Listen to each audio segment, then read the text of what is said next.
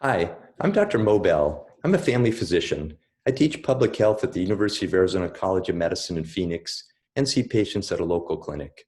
I'm here to present Vaccines, a public health triumph.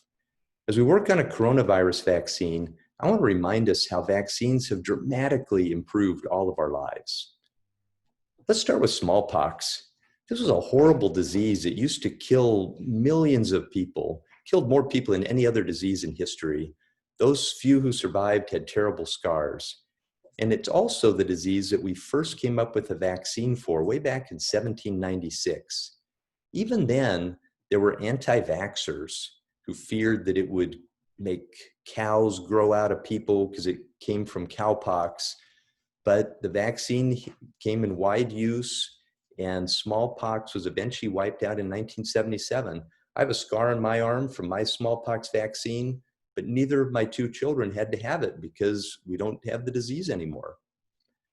Diphtheria is another highly contagious, deadly bacterial infection. In 1920, there were 200,000 cases in the US.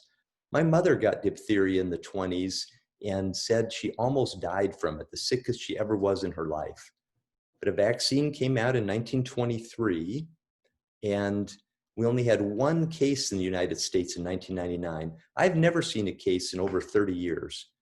But Russia had an outbreak of 150,000 cases in the 90s after the USSR fell apart and people quit getting vaccines because their public health system was wrecked for a while. Now, tetanus, also known as lockjaw, is an awful disease. There's no natural immunity. Tetanus spores live in dirt. And if you get a dirty cut with dirt in it, you can get lockjaw if you're not immunized. Tetanus toxoid came out in 1996, and tetanus cases dropped over 90%. Still, we get about 30 cases a year, but mostly in anti-vaxxers, and they can get really, really sick. Now, polio was our grandparents' nightmare. In the 1950s, aside from the atomic bomb, polio was America's greatest fear. In 1952, there were 58,000 cases of polio, over 20,000 paralyzed children and young people, 3,000 died. But soon after, in 1955, the Salk vaccine came out, and in 1962, the Sabin vaccine came out. And I remember my parents were thrilled because they were terrified of polio.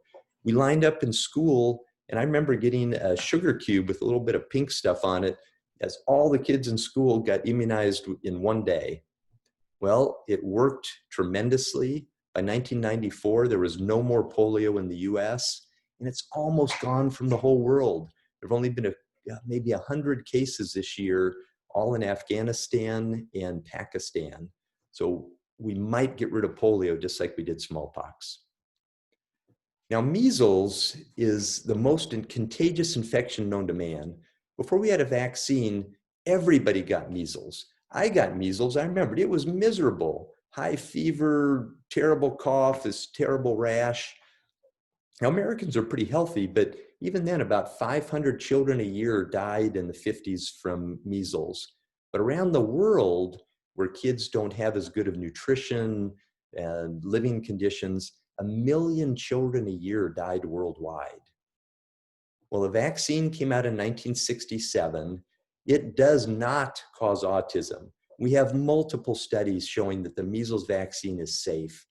The 75-cent vaccine, in fact, since the year 2000, has saved the lives of 15 million children worldwide, as death rates have dropped dramatically around the world from measles. And mumps, and we hardly ever see mumps now. It's highly contagious. 90% of people got it. I got it when I was a kid. You get a big swollen face. You get better, but some people get deaf or meningitis or brain swelling or sterility. In 1967, we had to develop the vaccine for mumps, and we've decreased it by 99%. And here's one you may not have heard of, Haemophilus influenza, the H-flu vaccine. This was my personal nightmare as a parent. In the early 80s, I worked at the county hospital, and we would admit a couple kids a week who had terrible H-flu disease. these eye infections, face infections, or bacterial meningitis, what our parents called spinal meningitis. Sick kids. Some of them died. Some were left with deafness. Fortunately, many of them did recover. But in 1987, we developed a vaccine.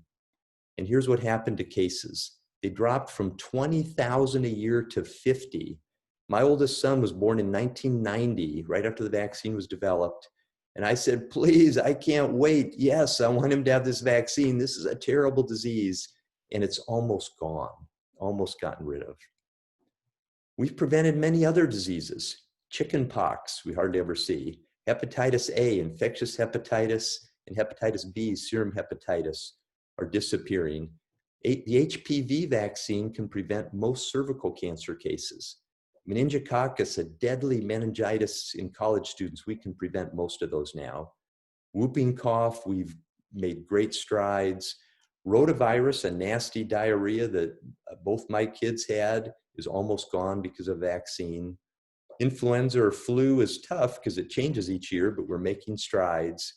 And hopefully, we can all pray that we get a safe and effective COVID-19 vaccine. And if it comes out, that people will line up and get it, and we'll finally stop COVID-19.